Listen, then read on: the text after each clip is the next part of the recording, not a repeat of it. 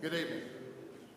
Time to begin. I'd like to welcome everyone here this evening and for visiting with us, and we appreciate your attendance and invite you back at every opportunity that you have. First song tonight will be number 466. 466. We'll sing the first and last verses of this song. Stand in line. There's all bring over restless waves in the light, sing the light. There are souls to rescue, there are souls to save, sing the light, sing the light, sing the light. The ways of God's full light, let it shine.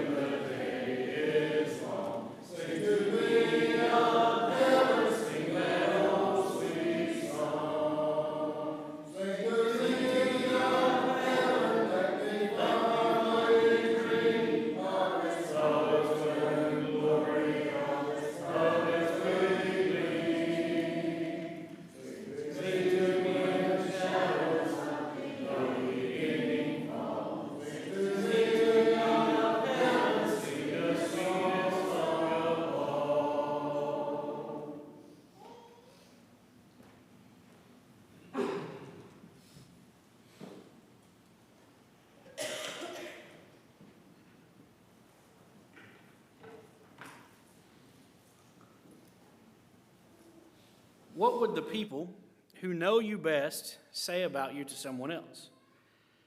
Would they say that you're a kind and loving and generous person? Or would they say something completely different? That's the question we're going to look at tonight, is what would people say about us? Because having a good reputation is something that we should all strive for. Proverbs chapter 22, verse 1 says, "A good name is to be chosen rather than great riches, and favor is better than silver or gold." And Ecclesiastes chapter 7, verse 1 says, "A good name is better than precious ointment in the day of death and the day of birth." See, a good name is to be chosen rather than all the riches in the world. And you know, I've heard it said that, you know, man, all he has is his word, and that if you don't go by what you say you're going to do, people are not going to have a good thing to say about you, and your reputation is going to precede you on that. Now, in 3 John, in his letter from John, we have 3 different men mentioned by name. Each 3 of these men, they were mentioned for something different, and something different was said about them. So tonight we're going to look at what John had to say about each of these men in 3 John chapter 1. The first one is Gaius the generous. Gaius was beloved by John. We see that in 3 John 1:1. It says, "The elder to the beloved Gaius, whom I love in truth." And there in verse 2, "Beloved, I pray that all may go well and with you, and that you may be in good health, as it goes well with your soul." And verse 5, "Beloved, it is a faithful thing you do in all your efforts for these brothers, strangers as they are." And then in verse 11, "Beloved, do not imitate evil, but imitate good. Whoever does good is from God. Whoever does evil has not seen God." See, we see there, John is describing Gaius as being loved. Also, Gaius was faithful. Verses 3 and 4 says, "For I rejoiced greatly when the brothers came and testified to your truth, as indeed you are walking in the truth. I have no greater joy than to hear that my children are walking in the truth." See, Gaius, he was walking in the truth. He was a faithful Christian. And so John loved him for that. But also, Gaius was generous and he was hospitable. Looking at verses 5 through 8. It says, "Beloved, it is a faithful thing you do in all your efforts for these brothers, strangers as they are, who testified to your love before the church. You will do well to send them on their journey in a manner worthy of God, for they have gone out for the sake of the name, accepting nothing from the Gentiles. Therefore, we ought to support people like these, that we may be fellow workers for the truth." Whenever our friends talk about us, could they say the same things about us that John said about Gaius here? Are we loved by our friends? Hopefully we are, you know, and they don't really just dislike us and just associate with us and talk bad about us behind our backs. Are we faithful? Would they say that we're faithful to God, like John said of Gaius? And are we generous and hospitable to others like Gaius was? I feel like this is somebody who, out of the 3, that we should want to be associated like. That we want people to say that we are generous, that we're faithful, that we're hospitable, and that we're lovable.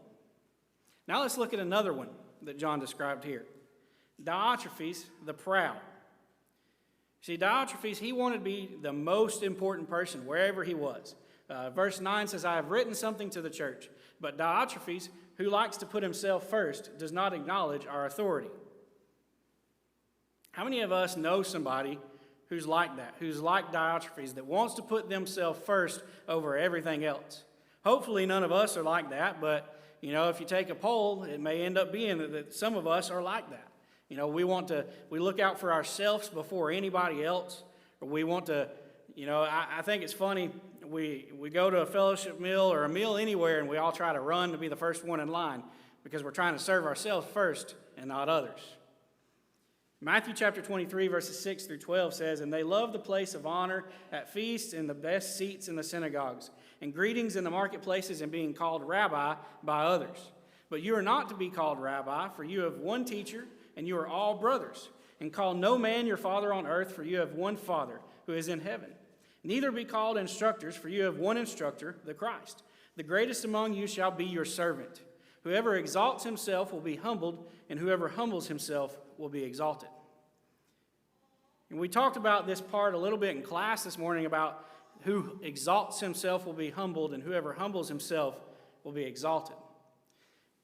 And in class, the kids talked about somebody who was conceited or cocky in that sense. They wouldn't really want to be associated with somebody like that. Rather, they would want to be associated with somebody who was humble and showed humility and kindness and compassion. And I think we all want to have a reputation of being a humble person.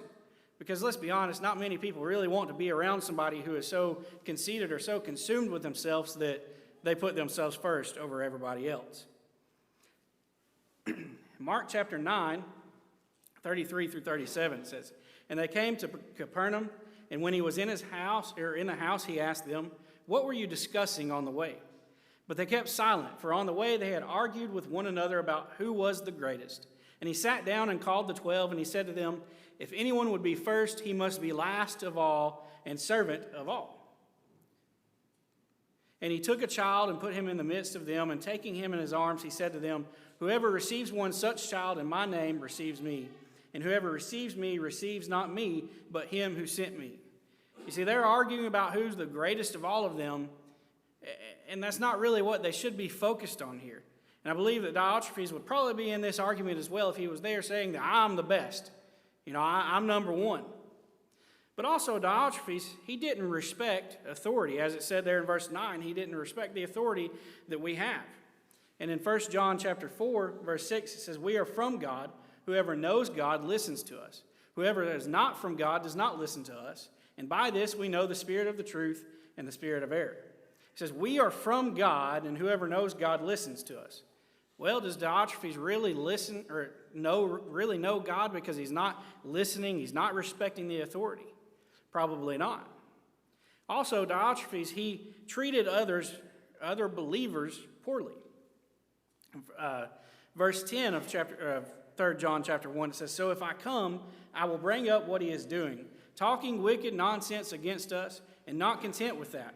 He refuses to welcome the brothers and also stops those who want to and puts them out of the church." I hope none of us can be described as this here in verse 10, where it says that, we're talking wicked nonsense against our brothers and sisters in Christ. But I think a lot of times we may fall into that. Oh, did you hear what so-and-so or brother so-and-so did, or sister over here, did you hear what she did last week? We're quick to call out others. And I think we do it because we're trying to, to keep what we're doing hidden. And so we're trying to call out other people. And I believe Diotrephes is doing that. He's treating other believers poorly. He's talking bad about them, and he refuses to welcome them. And he wants to put them out of the church. He says, you're not like me, so I'm not going to include you in this sense. And I think a lot of times that as humans, we get caught up in social status. We get caught up in who drives the nicest vehicles, has the nicest house, or, wears the nicest clothes.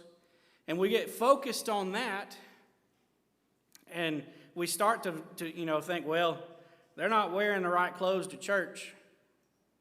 They're not really a Christian. And I've seen a picture of this on Facebook. It's kind of a meme that somebody made, and it was a picture of a church pew. And in the middle of the church pew, there's this big old man with a long hair and long beard and tattoos all over his arms and up, everywhere all over his body. And there's thought bubbles. And off of he's praising God. He says, "I give myself to you, God." Now you've got the two families that are on the right side, or right and left side of him. And they're dressed to the nines in their Sunday best. And their thought bubbles are, there's no way he's a Christian like me, looking like that. Or I can't believe he come in here dressed like that. How many times are we like this, like that picture? How many times are we like Diotrephes when we'd rather have somebody not come to church at all if they don't have the best hygiene? Is that what Jesus would do? Would he pass judgment on people by the way they look, by the hygiene that they have? I don't believe so. Now, it's a good thing to have good personal hygiene, but we shouldn't cast somebody out of the church because they haven't showered in the past day. But I believe Diotrephes, he would do that. Proverbs chapter 10, verse 18 says, "The one who conceals hatred has lying lips, and whoever utters slander is a fool." Ephesians 4, 29 through 31, "Let no corrupting talk come out of your mouths, but only such as is good for building up as fits the occasion, that it may give grace to those who hear. And do not grieve the Holy Spirit of God, by whom you were sealed for the day of redemption. Let all bitterness and wrath and anger and clamor and slander be put away from you, along with all malice." See, as Christians, we shouldn't be trying to slander people. We shouldn't be trying to bring them down. We should be trying to build them up. But so many times I feel like we're like Diotrephes in this situation, and we're talking bad about people, maybe to them up front, but a lot of times behind their backs. And that's not what reputation I want people to know me by, and I know it's not what a reputation that people want you to be known by as well. Another person that John is describing here is Demetrius. Demetrius the example. He was the example John wanted guys to follow. He says here in verses 11 and 12, "Beloved, do not imitate evil, but imitate good. Whoever does good is from God, and whoever does evil has not seen God. Demetrius has received a good testimony from everyone and from the truth itself. We also add our testimony, and you know that our testimony is true." You see, Demetrius, he received a good testimony from everybody. Everybody talked good about Demetrius. And so John is saying here to guys, he said, be like Demetrius in this sense. Be a person who goes out and is kind and compassionate and loving, has a good, strong faith, is generous and is hospitable like you are, but follow his example. So we've seen John talk about three different people: Gaius the generous, Diotrephes the proud, and Demetrius the example. And out of these three, which one would you want your reputation to be? Think about that. Now I want to look back at that question: is what kind of reputation do we have before others? Would others say that we are generous and giving, or would they say that we're selfish and self-serving? Philippians chapter 2, verses 3 and 4 says, "Do nothing from selfish ambition or conceit, but in humility count others more significant than yourselves. Let each of you look not only to his own interest, but also to the interest of others." That one right there, it hits hard for me, because a lot of times I'm focusing to better myself and trying to figure out what I can do to make myself better. But a lot of times I forget that I'm supposed to be focusing on others as well and help others to better themselves. I'm supposed to be humble and help others before myself. But a lot of times that's hard to do because we're taught from a young age to look out for ourselves. If you want something done right, you got to do it yourself. You can't rely on other people is what we're told. But I think we should start relying on other people. We should hold other people to a higher standard. And we should be there to build those people up so they can get to that point. In Romans 12, verse 13 says, "Contribute to the needs of the saints and seek to show hospitality." Contribute to the needs of the saints and to show hospitality. Would others say that that's what we are? Would others say that we look to be involved, or do we criticize those who are involved? Would others say that we're very involved with our church, with the Lord's church? We volunteer? Or would they say that we, whenever somebody asks for somebody to volunteer for something, we kind of, shy away? Or maybe, whenever we're looking to call on somebody to lead a prayer or something, you try not to make eye contact with Eddie or myself, and you hide behind people, so nobody will see you, so you won't get called on. Would they say good things about you? That you're involved, you're right there to volunteer? Or do you shy away from it? Would others say that we are faithful to the Lord and His Word, or would they say that we reject the Word? James chapter 1, verses 22 through 25 says, "But be doers of the Word and not hearers only, deceiving yourselves. For if anyone is a hearer of the Word and not a doer, he is like a man who looks intently at his natural face in a mirror. And for he looks at himself and goes away and at once forgets what he was like. But the one who looks into the perfect law, the law of liberty, and perseveres, being no hearer who forgets, but a doer who acts, he will be blessed in his doing." You see, it's better to be a doer of the word and not just a hearer, because if we're just a hearer, we come in here, we listen to the sermon and listen to Bible class, but we don't go out and apply it to our lives, it's useless. We've got to hit the streets. We've got to start being doers for God. In Matthew chapter 23, verse 3 says, "So do and observe whatever they tell you, but not the works they do, for they preach, but do not practice." Are we faithful? Do we listen to the word and do we obey it, or do we reject the word? Would others say that our lives are worthy of imitation, or better left unnoticed?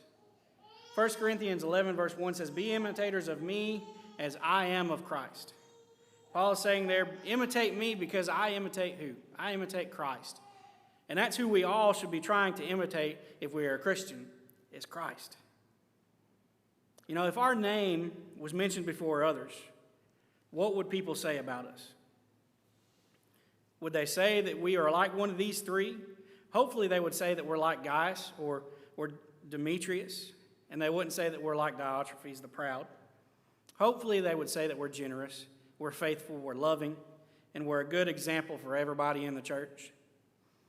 You know, we may not know a whole lot about Gaius or Demetrius, but what we do know says a whole lot about them. So my question to you tonight as we close is, will we choose to live and be like Gaius and Demetrius, or will we choose to live and self-serve ourselves and be like Diotrephes? If you're here tonight and you've been like Diotrephes, self-serving and only worrying about yourself, make it right tonight. Ask God to forgive you of that and to help you start, encouraging others, to build others up. Start being like Gaius and Demetrius. If you're here tonight and you have never started your walk with Christ and put Christ on in baptism for the remission of your sins, you can do so tonight. If you have any spiritual need, come now as we stand and sing.